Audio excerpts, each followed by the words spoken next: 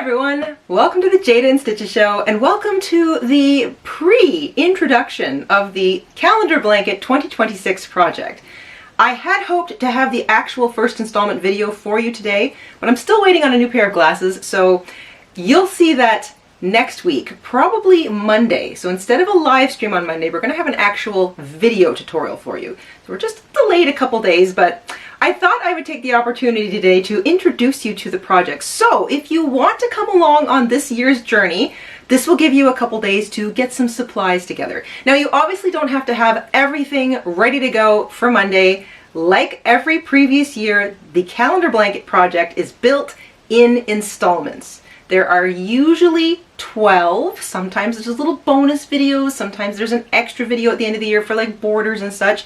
Every year our calendar blanket is a little bit different. So if you are new to the Calendar Blanket project, welcome! I hope you enjoy the whole journey with us this year. And remember, there is no pace that you have to keep up to. We will have a brand new installment video typically on the first Friday of every month going forward. If there's going to be a delay, we will let you know in the community post section or with a little video like this. But typically it's every first Friday. Sometimes we'll do little extra videos or little extra live stream things only because it's been requested or it sort of fits with the theme or whatever the kind of blanket is, but not necessarily. Every little year's been different. If you're returning to the Calendar Blanket project, hello my darlings, welcome back. I hope you enjoy this year as much as you've enjoyed previous years. Okay, what are we doing? Well, I am not going to reveal the theme just yet. You'll have to wait for next week for that. But I will reveal the layout. My goodness, what a surprise. The layout looks like this. There are, if you're going to do quick math, 12 pieces to this. So there are 6 squares, sort of 6 perfect looking squares, 2 long rectangular pieces, 2 shorter rectangular pieces, and 1 large piece in the middle, that's 11, and then the border or the frame of this piece, that's number 12. So instead of doing a final installation video in December and then a border video on top of that, the border for this year's Calendar Blanket project will be the December video. So a little more concise this year, a little more focused. I have wanted to do a blanket construction that used different sized pieces for quite a while.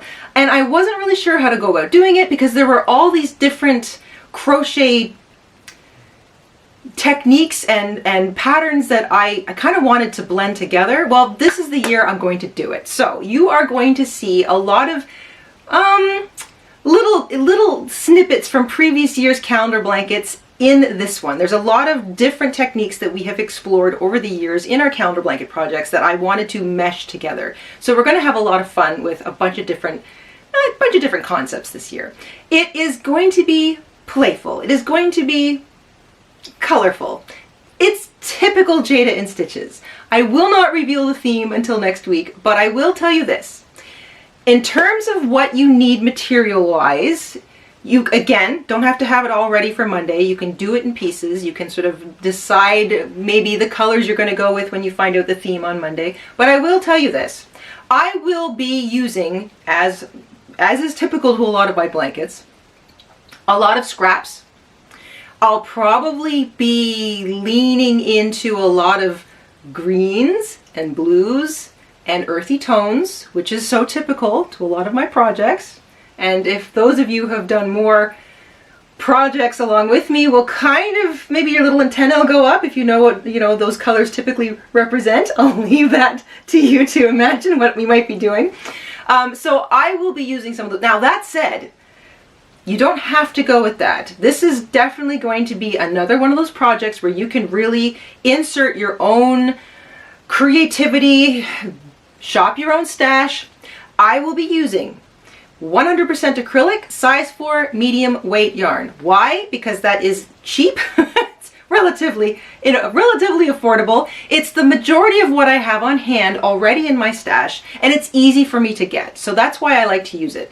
Now, if you have access to Nicer cotton yarns, you know, a size 4 medium weight cotton, or a cotton acrylic blend, or a cotton wool blend, or anything in the size 4 medium weight category that you like, you can of course use that yarn. It's the weight category that we're more concerned with here. So size 4 medium weight yarn. It's like the size of a Red Heart Super Saver, that size.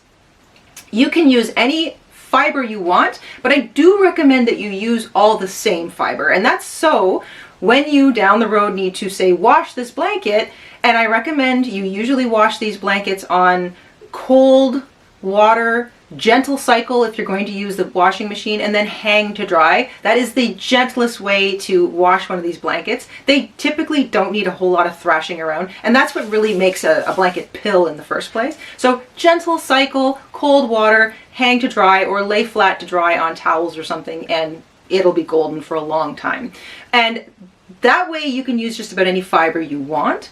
But I'm going to leave the fiber up to you. But I'm using acrylic. It's easy for me to get, and I like all the colors I can get my hands on. I'm going to be using a 5.5 millimeter hook, also known as an I or a 9. So the typical hook I use for most of my calendar blanket projects. You're going to want a pair of scissors. You're going to want a yarn needle.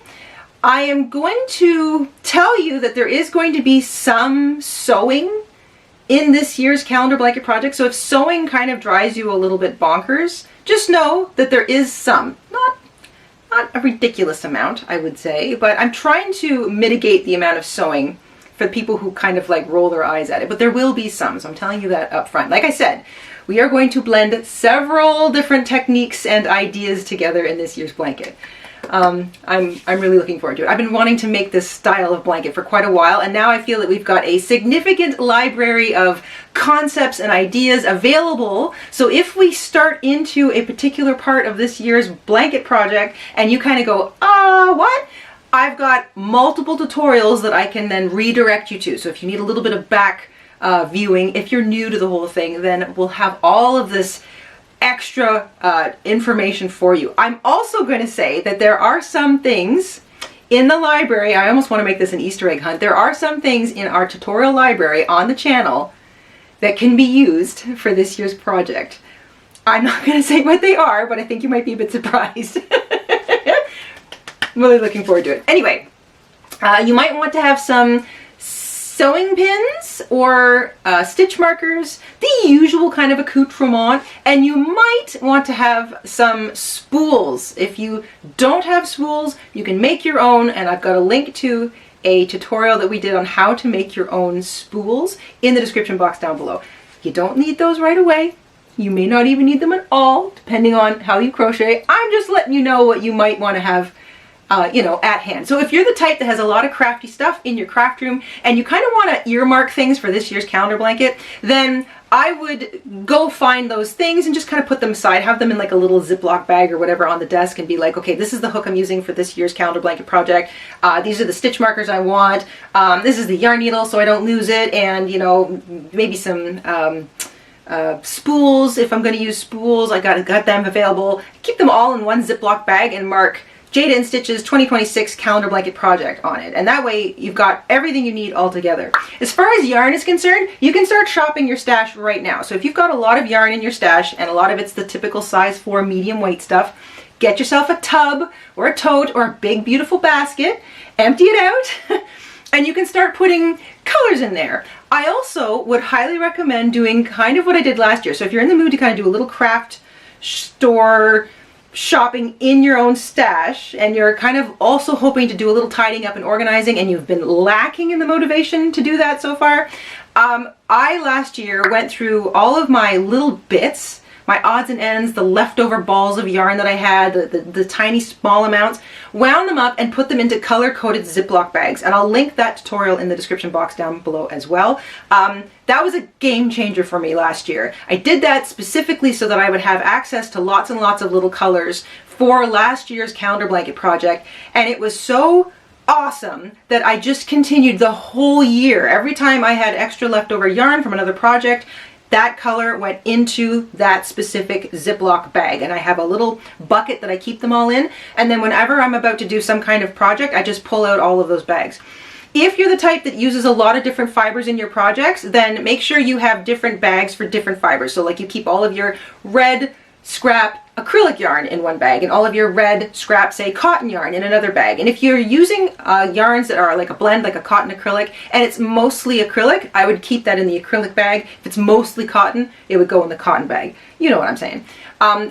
Doing that is fun. It's pretty because you have like this perfect rainbow of Ziploc bags full of all of those different yarns that you can see. So you can pick up the bag and you can see what's in it very easily. And you don't waste anything. You always know exactly where you need to go to get like a little scrap of yarn. And that way you're also not like breaking into a whole new ball of yarn if you don't need to. If you just need like a few yards of red, you can go check your red stash of that Ziploc bag right off the bat, and maybe exactly what you need is in there.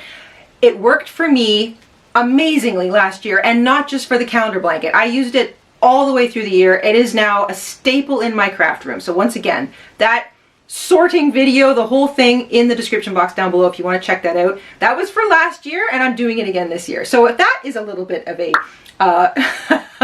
hint too. I love to use up scraps. I love to try and use what I have whenever I, start a new calendar blanket. Whenever Mr. InStitches and I plan one out for the year, we always kind of come into the craft room, take a look at what I've got.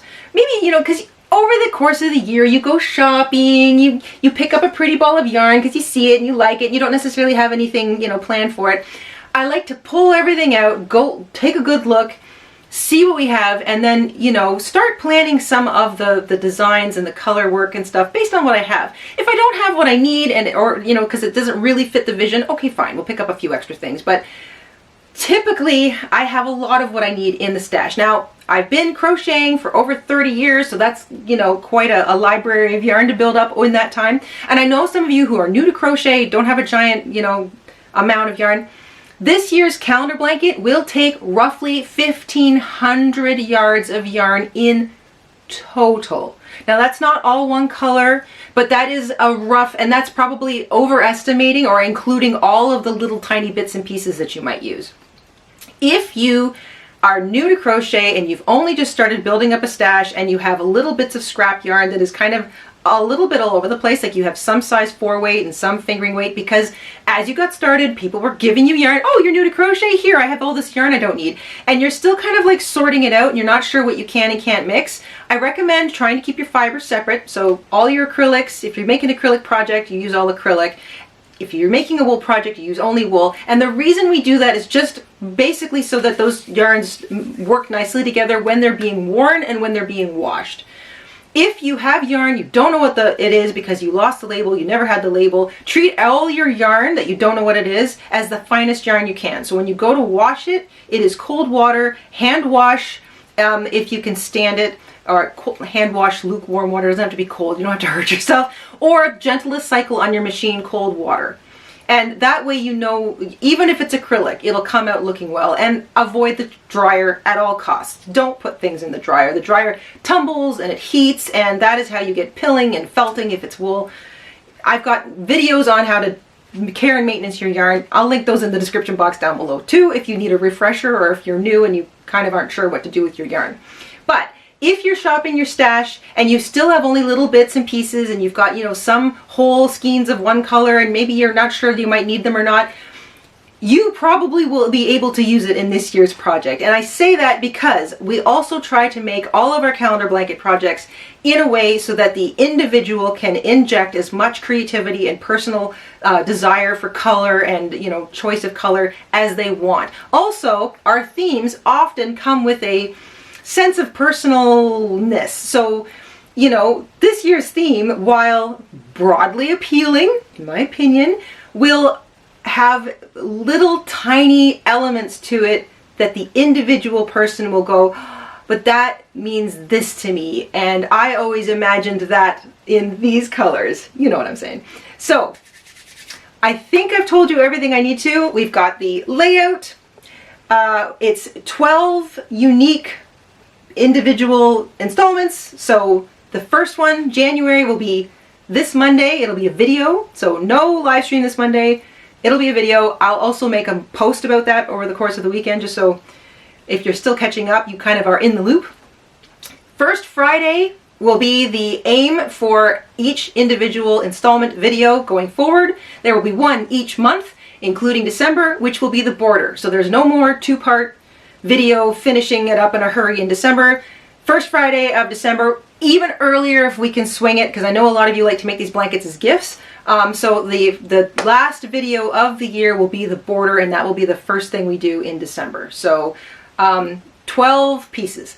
That said, we might have little extras coming for you. You know, the odd little live stream, the odd little mini video. I don't know. We'll see. It's one of those calendar blanket projects where the community is going to go, oh, I get it. Oh, oh, oh, oh, oh, oh. And then the engines turn on, and then all kinds of awesome suggestions that even I didn't think of and Mr. InStitches wouldn't have thought of start coming from all of you. So often we end up generating some extra content because of some of the great ideas that you guys have. So I'm really looking forward to the full the full introduction next week. This is sort of the what you need, so materials, the hook, the yarn, all the stuff, and just the layout. So you kind of know what's coming. This is the schedule, and if you want to come along on the journey, you are more than welcome. And if you're new, just know every month is a surprise. So you might know the layout, you might know the theme, but you won't necessarily know the design that's coming, which is part of the fun. So that's how we do calendar blankets here. It is monthly installments. Each installment is a surprise. They all fit into a specific theme. And this year I wanted you all to know what the actual layout was going to look like, because right off the bat you can tell that it's not going to be the same thing every single month, and I really want that. I want it to be, I want each month to kind of roll up and there to be some kind of, like, you know, excitement, some sort of, oh my gosh, you know, what are we doing this month? Because it's a little bit different. It's not going to be the same thing every single month. So really looking forward to that. All right, I have babbled long enough. I hope you all have a fantastic weekend. Tune in Monday for the actual first January installment of the 2026 calendar blanket. Go get your stuff together, shop your stash, organize your scraps. It's kind of like, here's the motivation to do it if you haven't done it yet. And we will see you Monday. I hope you have a wonderful weekend. I hope you have a super safe and crafty Friday afternoon. I hope this video finds you well. And if you are not well, that this encourages you to feel a little better, feel a little brighter, feel a little spark of excitement and entertainment, because we really tried to cook up a beauty for you this year. This is going to be our 11th calendar blanket. So strap in. It's going to be fun. All right, guys, have a great weekend. We'll see you Monday. Ciao. Hi, everyone. This is Mama InStitches. Thank you for watching. Here are a few other videos you might enjoy. Don't forget to subscribe, and you can also click the like button and the bell. Thank you. Have a wonderful day.